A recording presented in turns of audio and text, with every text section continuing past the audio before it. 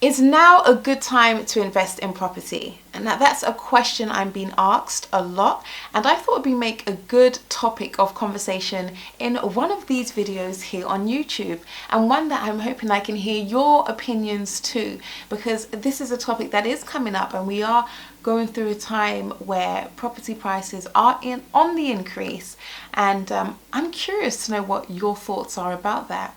But in this video I will share with you my thoughts, just a few of my opinions, just a few of my thoughts, having looked at data, having looked at where we are in the market at the moment, and just give my opinion on whether I think now is a good time to invest in property or not.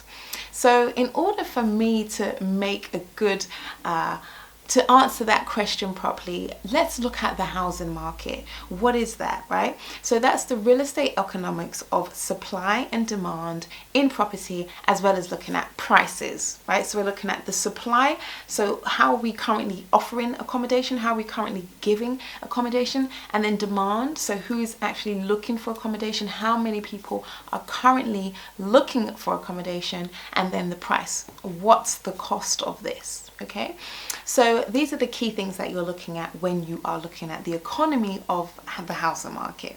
And this is for both homeowners and for tenants, so for people who are renting and people who are purchasing their properties. Now, looking at supply, the question I have is there enough property for us all? Is there already enough housing and accommodation for every single person to have a house here in the UK at the moment? Well, there was a census done in 2018 that showed there were 56 million people living in England alone. Of that 56 million people who are residents in England, 70% of those residents are home owner occupiers. The other 30% are renters, and that would be a combination of private renters and then social housing. So we are currently looking at the fact, do we have enough accommodation? Well, the Housing Ministry recently, I think it was 31st of March 2021, released a document that showed there were 24 million dwellings in England. So if there's 56 million people, 24 million dwellings, the question is, do we have enough? Now, there is a goal. The government have a goal. But before we get to that goal, let's talk about what currently is out in the market. How are we currently offering the stock? Well, there's two key fundamental ways that we're offering stock, and that is building new properties, so going into land and building new properties, and then the other one is using existing dwellings, so it's just recycling. So when you have investors like yourself, like myself, we're getting those old properties, turning them into nice new habitable accommodation, and then adding to the supply of housing. So we would come on the supply side, but you being a human being, you would naturally also come on the demand side. But as investors, we're part of the supply side. Now, the government have a goal to build 200,000 houses per year.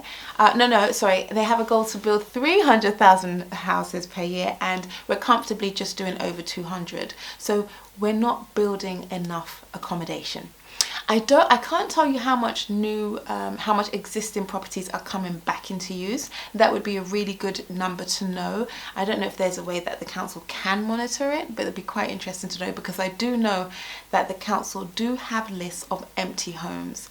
So I'm sure there's a way they could get a balance of understanding, but I could not find that information. But it would be good to know. So if anyone has that number, feel free to share it down below. How many houses are recycled a year? So those poor outdated houses have been turned around. I would love to know what that number is. Now, there are a number of factors that affect the supply of new accommodation. One of those could be the government. The government giving more money to building more social housing through a variety of developers. You have the cost of supplying the materials to do these renovations. So I don't know about you, but last year, 2020, there was a huge increase in costs of materials, and I think that had something to do with with COVID happening and everyone going on lockdown, there was a lot of materials that couldn't have been imported and exported anymore, and as a result the cost of some of these material goods went up.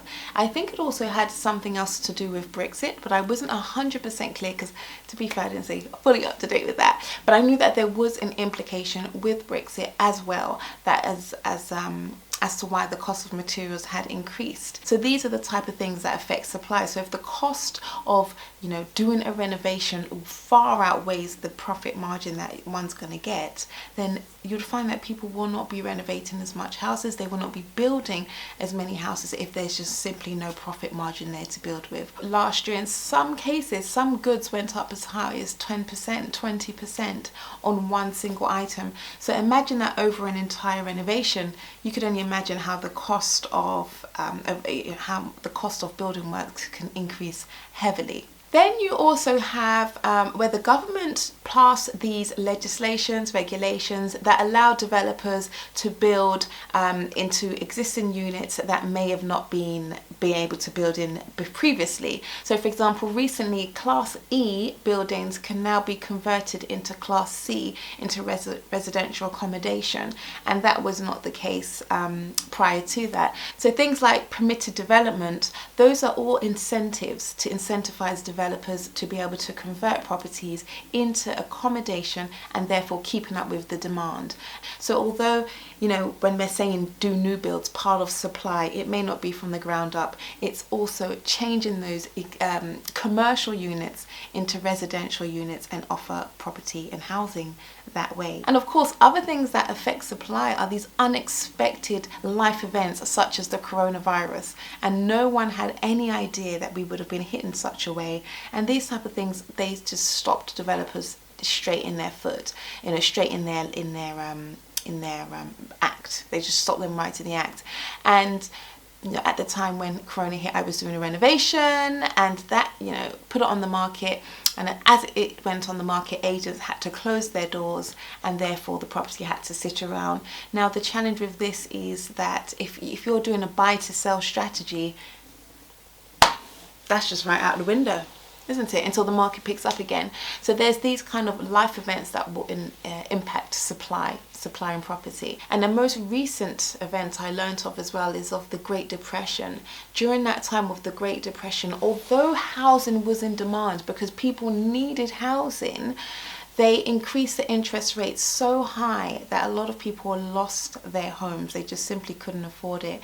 The banks had their houses sitting there vacant, waiting for the market to return, rather than give these people homes to live in. And so, you know, a repossessed house would end up being repossessed, sit on the market, and nothing happens. And that was quite interesting because housing is in demand, but it slowly became out of demand because they were just too high and people cannot afford it. And this is something to be mindful of now. If property prices get so high that no one can buy it, then what good are they? You know, what good is property when no one can actually own it? And you'll find that most of the property is owned by those one-off landlords. So not these huge landlords who you might meet one person who's got 500 properties or 10 people who have 300 properties each. The majority of buy-to-let landlords are standalone landlords for that one property that they own. So that's something that's quite interesting, something just to keep in mind when you are looking at property. Now, demand, right? Demand.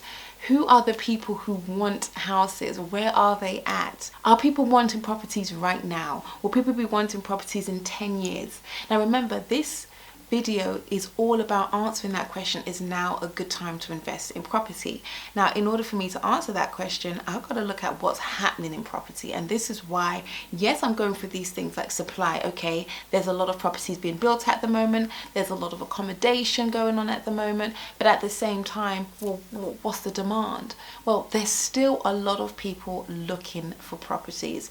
And it might be people who are looking to buy, and it might be people who are looking to rent. But nonetheless, there are more people than there are properties right now. So let's look at demand. Now, jobs plays a huge role in housing. Okay, inflation plays a huge role. Well, a lot of things do. I was about to name all of them, but I'll be here all day. There's a number of things that play a huge role in housing. Okay, but jobs is one. And why is it one? It's because people who earn money, they are likely to spend money, and spending money helps the economy go round. Okay, because you're borrowing money at a rate that you have to pay back the money plus interest, so there's a nice amount of money that's going around in the system. These people who are spending money, they're also borrowing money. So they'll be borrowing money on loans or in credit cards or just on credit, buying houses or buying cars, buying, fancy luxury goods for their home. And this again is all stimulus for the economic market. And that's a good thing. But again, demand still outweighs supply. What has that got to do with jobs? Well, affordability is a huge concern because property prices are going up tremendously, and yes, earnings are increasing. So there was like a 4% increase over between now and the last 2 years. But with that said, it's still not enough to be able to afford some of the housing that's on the market now.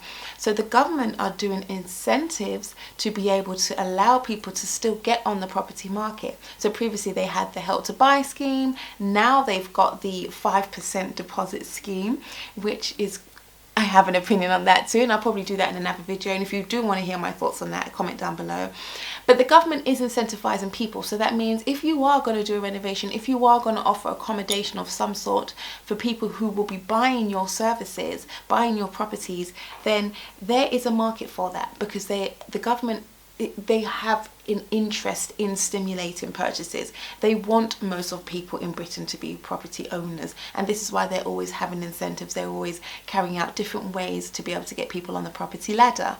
So this new 5% deposit, that's another way, and that's fantastic, especially for developers who are building new build properties. The government are giving a lot of backing towards these type of setups, and I think that's a fantastic area to go into, and one I want to go into one day. With the government leaning to the side of providing home ownership, that's a good area. So if you are looking at something like buy to sells, then you know that there's a market there for people buying, and so that means that yes, there is demand for someone who's looking to buy a house like yours. That means then you just need to make sure you get the right area, really. Now the world is changing. The world's changing quite considerably, and you have a lot more people who are single and living longer and having a lot more individualism.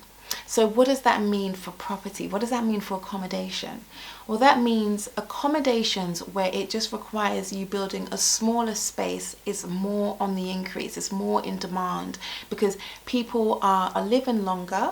Not everyone's married, so you have I think it's still fairly high divorce rates, which means people are still single, and then you have a single parent who's raising the child, and then obviously you would have the father elsewhere living alone with himself also, so there's a lot more need for accommodation.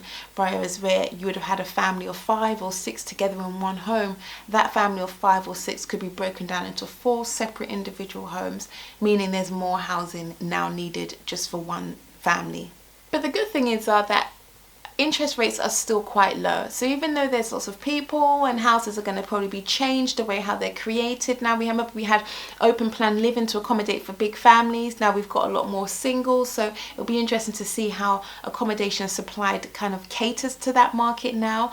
But the good thing is that interest rates are still low, which is incentivizing people to spend money. They're incentivizing people to borrow money, take on mortgages, and that's always a good thing. So whether you're a homeowner, whether you're a landlord, whether you're a developer, there's still that incentive to take on more borrowing. And I mean, it's a beautiful thing because banks, they are still being quite strict, but they're still working with first-time landlords. They're still working with homeowners who have a small deposit, and this is good because this is showing you that the government are wanting to help the housing market boom and get it thriving again. And it's all of this injection into the property market that is helping it go in. So putting into people who want to be a homeowner, or putting into someone who does want to be a landlord, this is an incentive for the government, so they will help you. But it's finding the right team. So if you come across a broker who says, well, you're a landlord and you're a first-time landlord, you can't get a mortgage, then you need to look at your mortgage broker.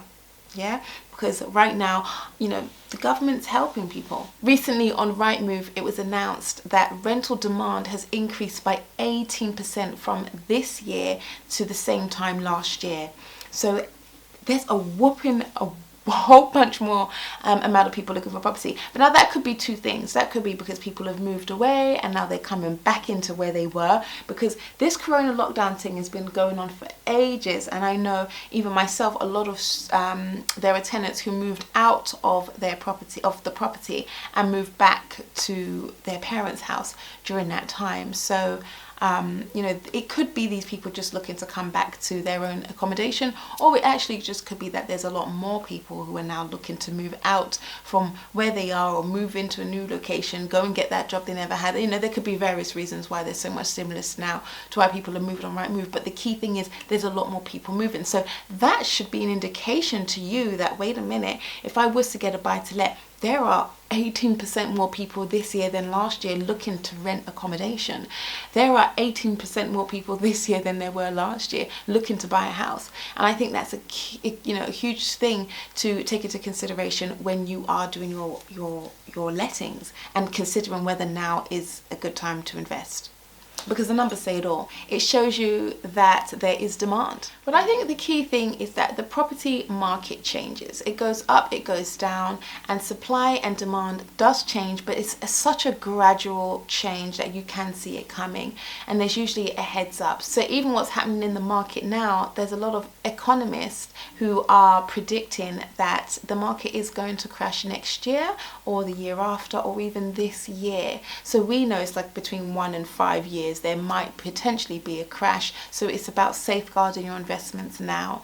So even myself, when people ask me, do I think now's a good time to invest in property? I say yes, there's always a good time to invest in property. You just have to maneuver the way you do things and be very sure by doing things like stress tests. So you make sure that you can still pay the mortgage on this level of income or that level of income. It's about making sure that you always have enough rental income to accommodate for paying the mortgages and plus the other costs that come in with the house.